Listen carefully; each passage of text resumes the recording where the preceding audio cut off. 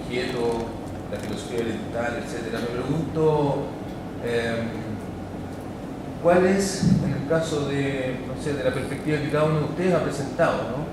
¿Cuál es el motivo de esa obsesión en relación con la dualidad, ¿no? Que puede ser una obsesión, si ustedes quieren, general, histórica, universal, da lo mismo, pero en cada uno de ustedes, digamos, hay también ahí en el trabajo que hacen una obsesión con el tema. Mi pregunta es, ¿cómo podrían explicar esa obsesión con ese tema y qué posición se toma en relación con ese tema y con esa obsesión desde el punto de vista de cómo entender el sufrimiento, ¿no? O sea, podemos hablar, qué sé yo,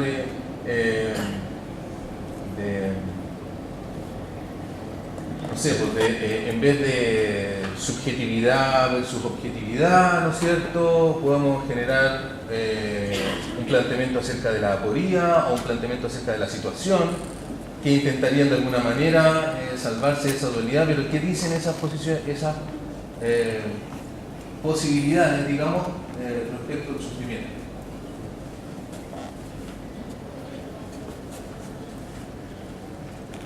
Bueno,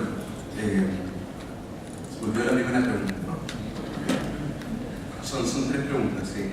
Y voy a tratar bien breve. Las preguntas también hay una reflexión. La primera pregunta respecto, yo creo que apela al menos mi modo de ver, a este evidente polo pragmático que tiene que tener la terapia, ¿no? Recuerda lo que hacían las terapias sistémicas, terapias centradas en soluciones. Lo importante es resolver el problema, independiente de cuáles puedan ser las causas que tengan. Yo estoy de acuerdo con que es bueno que se disminuya el malestar, que aumente el bienestar. Pero a lo que me resisto es a la construcción del bienestar, ¿no? A una idea, a la ideología del bienestar, ¿no? ¿Qué significa ser un sujeto saludable? ¿No? ¿Qué significa ser un sujeto sano? ¿Cuáles son los derroteros por los cuales hay que transitar para ser un sujeto saludable? ¿Cuáles son los criterios de exclusión? Hay temas muy en boga al respecto, ¿cierto?, que van a tener que ver con la sexualidad, con las leyes del consumo de sustancias, te hace normal fumar o no fumar, te hace normal tener cierta sexualidad. Yo estoy de acuerdo que es bueno que la gente se sienta bien. También lo deseo, es una expectativa que puedo tener en mi práctica clínica. Pero por sobre eso, necesito problematizar desde el lenguaje del otro qué significa estar bien. En ese sentido, creo que hay un ejercicio que trasciende la pura idea de estar bien. Porque si se trata de estar bien, hay lugares que están enfocados en hacer que la gente se sienta bien. Como los spa, por ejemplo. Y creo que son más entretenidos que la psicoterapia que está ahí.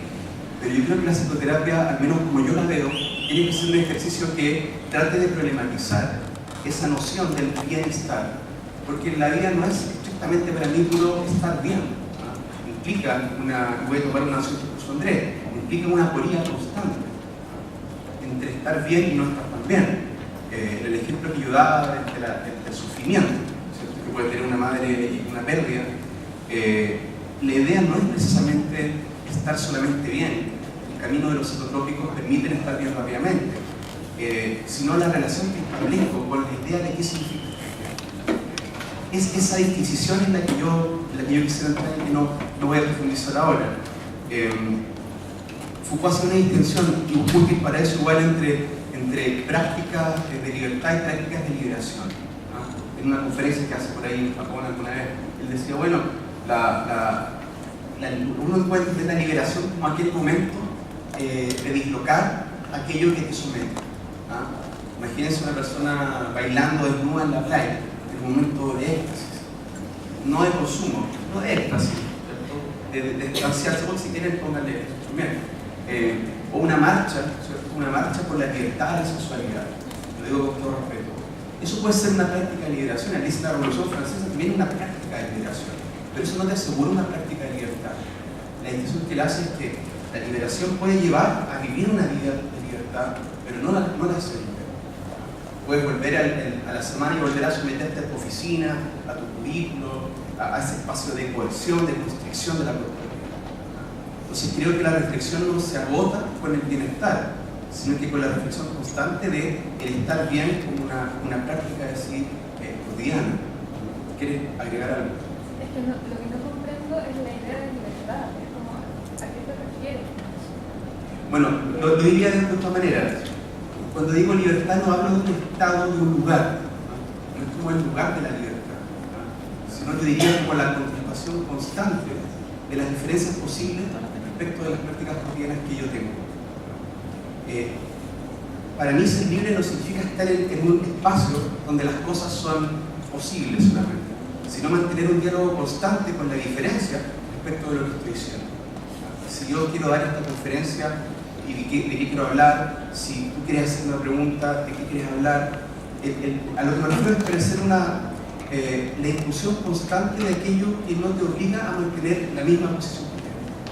Creo que la terapia puede incluir esa dimensión de la libertad en el momento que incluye la dimensión de la diferencia. Para mí la no libertad significa la retribución de lo mismo, el sometimiento hacia esta idea de ti, hacia esta idea de ser psicóloga, ser paciente. Creo que ahí no hay un ejercicio de la libertad. Entiendo en el sentido de la libertad como la incorporación constante de la diferencia, no como un lugar al cual habría que llegar. En ese sentido lo estoy mirando. Donde veo un sentido. Lo segundo, bueno, la segunda pregunta también era interesante respecto de, voy a tratar de ser un poco más breve. Yo creo que la psicoterapia se juega en el asombro. Para mí hay una noción que la utiliza un psiquiatra argentino que estuvo con nosotros hace poquito, se llama Marcelo Pachman, que él toma estas nociones de Nancy, de Bayou, de estos filósofos franceses más tardíos, y él dice, lo que dice es que el espacio de la psicoterapia tiene que ser un espacio de singularidad, piénselo así, que tiene que ser capaz de sorprender a quienes participan de él respecto de la sujeción dominante de su mismidad.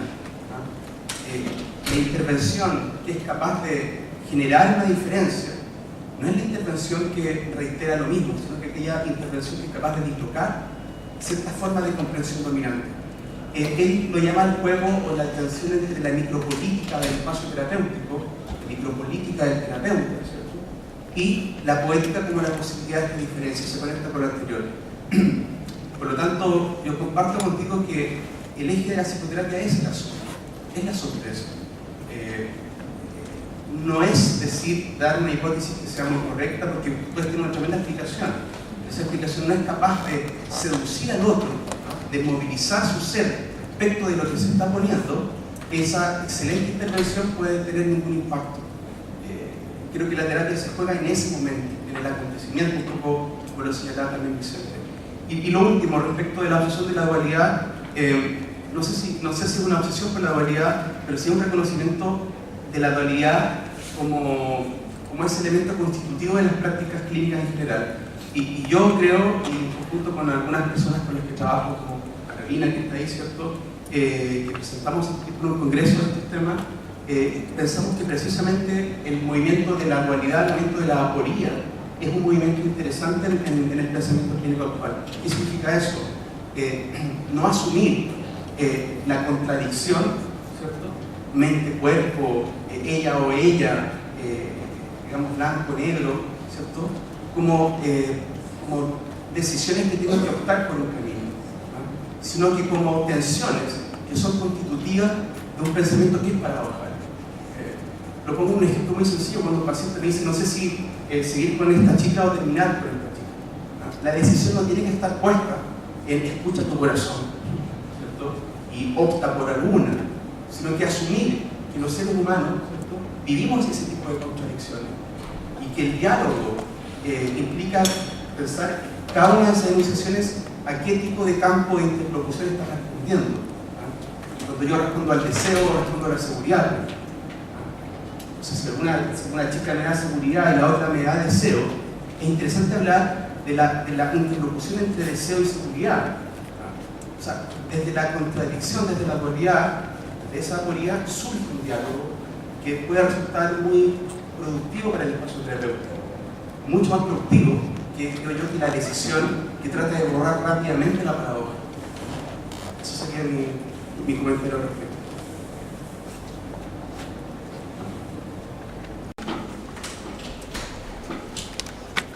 Usando lo que este encuentro convoca, que sabemos, como saben que es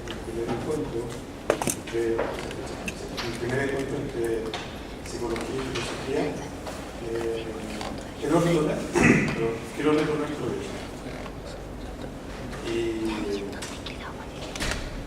Y quiero retornar en el sentido de la esperanza que supone la misma convocatoria, tanto que se habla, bueno, alguno de las exposiciones ha señalado algo de eso, tanto que se habla de primera, o sea, que se pone una segunda, una tercera, o quizás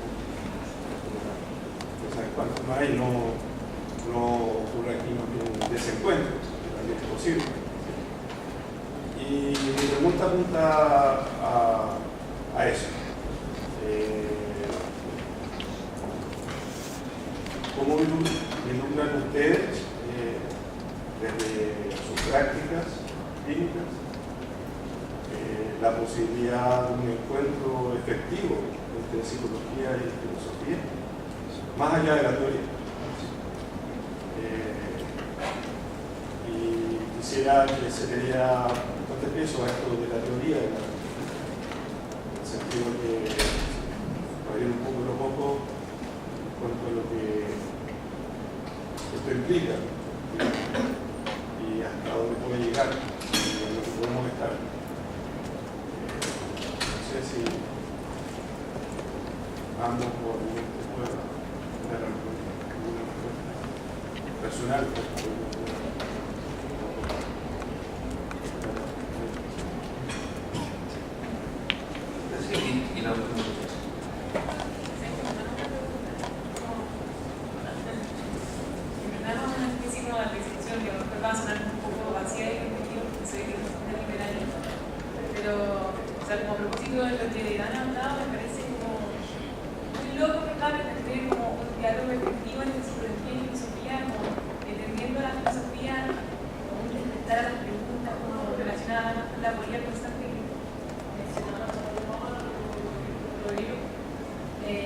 Cuando todavía se entiende la psicología como una disciplina que depende de alguna, como, no sé, o sea, de eso, tal cual.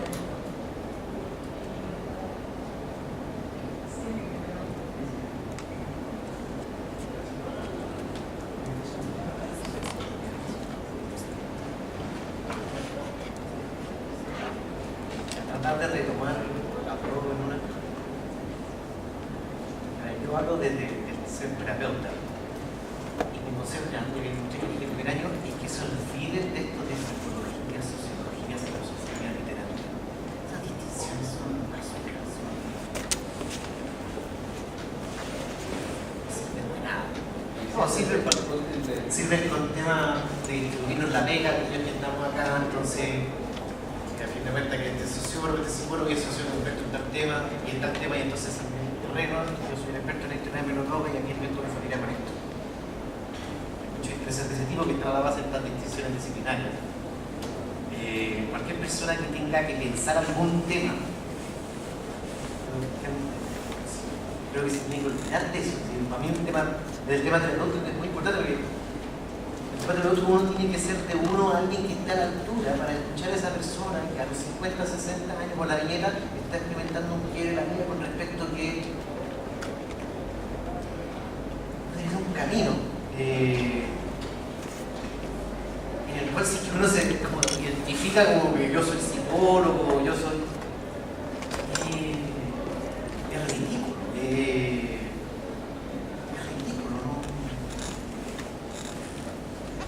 Yo al menos cuando estuve en la universidad nunca sentí esa frontera. Yo creo que eso pasa por una búsqueda personal.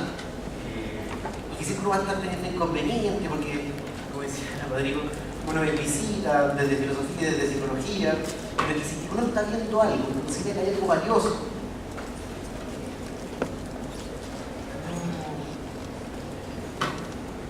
bueno, yo creo que también pasaba que la psicología clínica consideraba que había muy poco efectivamente de cuenta de la tamaña posibilidad que hay del tema terapéutico. Entonces tenía que ir recurriendo más a otros lugares, espiritualidad, filosofía, la literatura. Pero esas distinciones son distinciones que no hay que pescarlas en serio, que obedecen a otros fines, que las universidades son instituciones, que se tienen que dividir las cuestiones, esa idea como de ciencia, pero que si ustedes se tienen que formar, incluso se tienen que formar como terapeutas, pero en cualquier ámbito, no pueden manejar sin esas distinciones. No, son chanchas. Y esas distinciones han hecho que la psicología muchas veces sea muy chancha.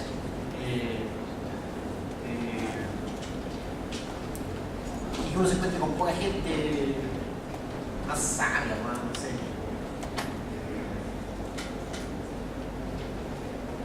Eso, no sé si es muy general. Bueno,